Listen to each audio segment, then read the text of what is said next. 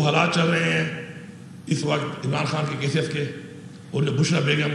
کے حوالے سے جو ان کی صحت کے حوالے سے جو بات چیت کی جا رہی تھی اس کے اوپر جو اس وقت جو ٹیسٹ ہوئے اور ہم نے صبح خیر پختونخوا نے یہاں سے لیٹر لکھا کہ ہمیں بھی اجازت دیجیے، ہمیں ایک بورڈ بنا کے ٹیسٹ کرنا چاہتے ہیں، ہمیں اجازت نہیں دی گئی اس کی، جو بہت ہی بڑی زیادتی ہے۔ یہاں پہ عمران خان کی حکومت ہے، عمران خان کی پارٹی کی حکومت ہے، اور ہمارا یہ فرض بنتا ہے کہ ہماری جو بشرا بیگم عمران خان صاحب کی جو بیوی ہیں ان کو اگر ہمیں تشویش ہے اس بات کے اوپر کہ ان کا علاج صحیح نہیں ہو رہا یا ان کی صحت کے حوالے تشویش ہے، تو ہمارا یہ حق بنتا ہے کہ ایز اے حکومت ہم ان کو ان کا چیک اپ کروائیں۔ انہوں نے نہیں کرنے دیا، لیکن جو ٹیسٹ رپورٹ آئی ہے اس ٹیسٹ رپورٹ میں وہ بات ثابت ہوئی ہے کہ زخم موجود ہے، تو اس کے اوپر ہماری تشویش ہے۔ باقاعدہ ایک اور بورڈ بٹھایا جائے، اس چیز کو کلیئر کیا جائے۔ اس طرح کی حرکتیں کر کے، مزید حرکتیں کر کے آپ کس طرف لے جانا چاہتے ہیں پاکستان کو، کس طرف لے جانا چاہتے ہیں اس نظام کو، ہمیں سمجھ نہیں آ رہی۔ لیکن ہمارا جو ایک جائز حق ہے،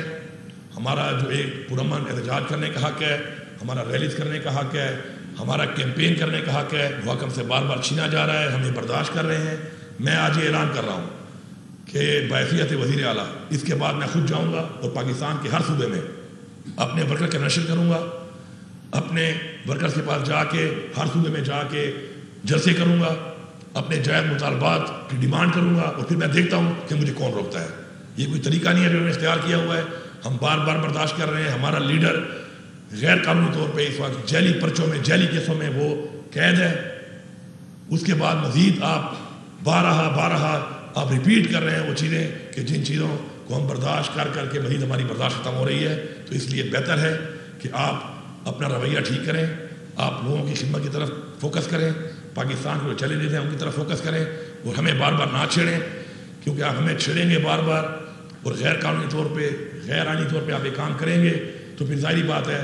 ہماری برداشت کی ایک حد ہے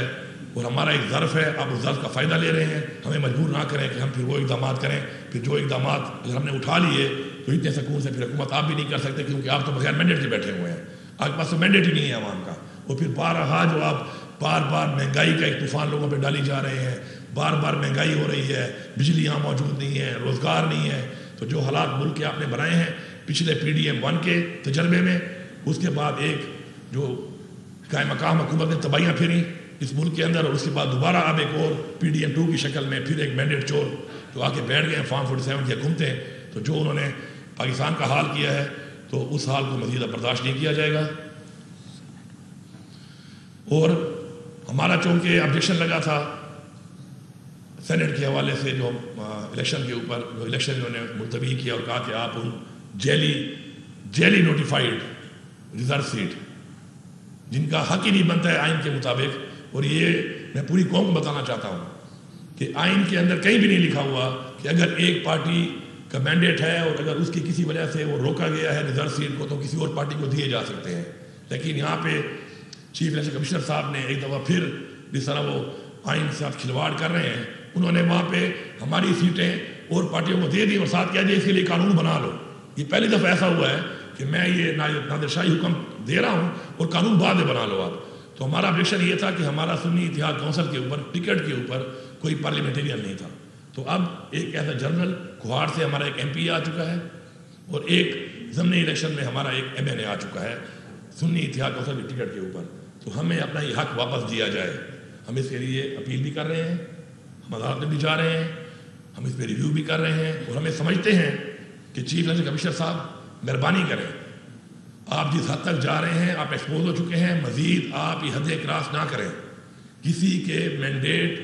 کو اس طرح چوری پہلے آپ نے کیا، اس کے بعد ریزرو سیٹ پہ آپ نے ہماری سیٹیں کسی اور کو دے دیں۔ یہ بار بار جو آپ یہ کر رہے ہیں، آپ چاہ کیا رہے ہیں، آپ کیا کروانا چاہ رہے ہیں، یہ آپ کا کیا مقصد ہے، میری سمجھ سے بالا تر ہے۔ لیکن میں آپ کو پہلے ریکویسٹ کر رہا ہوں، التجا کر رہا ہوں کہ آپ قانون کے مطابق ہماری سیٹیں واپس کریں،